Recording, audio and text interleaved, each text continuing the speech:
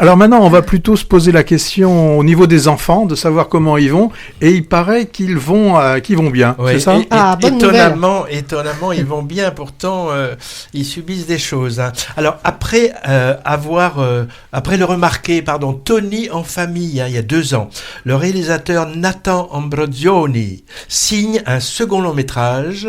Les enfants vont bien, de nouveau porté par Camille Cotin. Alors ce jeune cinéaste, il était venu présenter son film au Festival d'Angoulême au début de l'automne. Hein. Il a 26 ans, on dirait un ado en fait. Hein. Et il reste avec son second très fidèle à la thématique familiale, mais cette fois-ci dans un registre plus dramatique que la comédie tendre qu'il avait révélée. Le début, un soir, Suzanne, accompagnée de ses 2 jeunes enfants, 6 et 10 ans environ, débarque de manière impromptue chez sa sœur aînée, Jeanne, un peu prise au dépourvu car elles ne se sont pas vues depuis longtemps, et Suzanne ne paraît pas dans son assiette. La petite famille va passer la nuit là-bas, et au matin, surprise, Jeanne n'est plus là. Alors les enfants sont au chocolat, évidemment, hein, et la grande sœur va devoir gérer. Argument mince, a priori, hein, mais la psychologie des personnages va s'épaissir. Le réalisateur a dit s'être beaucoup intéressé aux disparitions volontaires, qui sont pas si rares, hein, qui intriguent, et pour lesquelles police et justice sont réticentes à engager des procédures de recherche.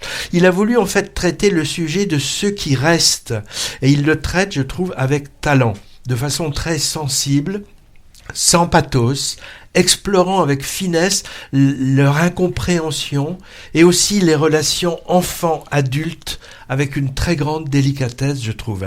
Dans l'esprit un peu, j'ai pensé après à L'Attachement, le film de Corinne Tardieu de 2024, basé d'ailleurs aussi sur une disparition, mais pas volontaire celle-là, hein, où on avait aussi des scènes très fortes de rapports adultes-enfants, sensibles mais sans sensiblerie.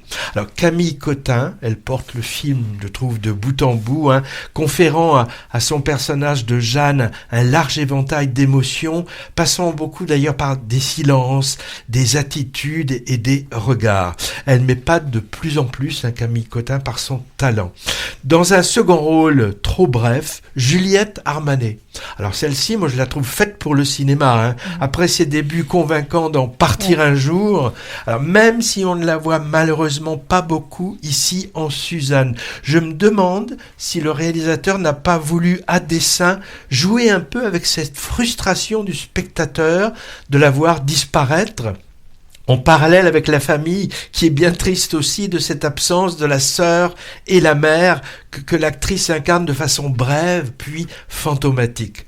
On trouve aussi au casting la québécoise Monia Chokri, à l'affiche simultanément dans 2 autres films français, Des preuves d'amour et Love Me Tender. Au vu des titres, hein, elle aime bien les scénarios gorgés d'amour apparemment. Et il y en a aussi beaucoup dans Les enfants vont bien. Elle est très bien, Monia Chokri, mais attention, je dirais, à la répétition. Dans les 3 films, elle joue la quasi même partition d'une femme consolatrice qui aime les femmes.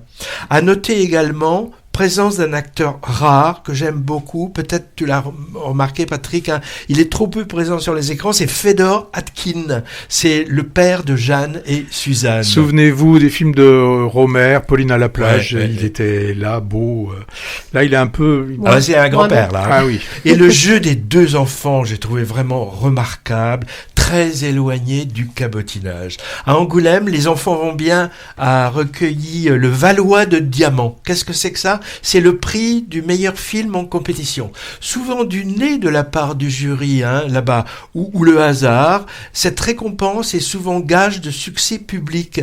Il est revenu dans l'édition précédente à 20 dieux. Grande surprise française au box-office 2024. Je souhaite le même destin aux enfants vont bien. En tout cas, de mon côté, moi je le conseille vivement, ce drame familial intimiste, gorgé de sentiments intériorisés, avec une mise en scène sobre, pas tapageuse.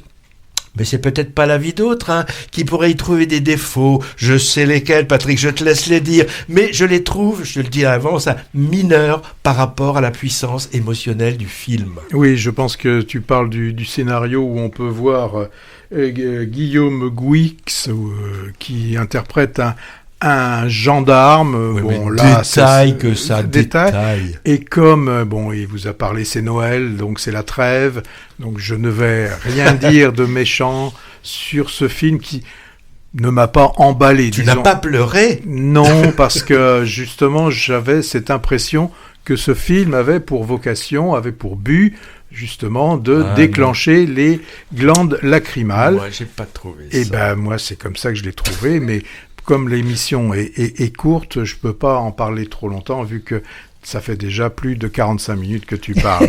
Mais on va mettre un peu de musique, tiens.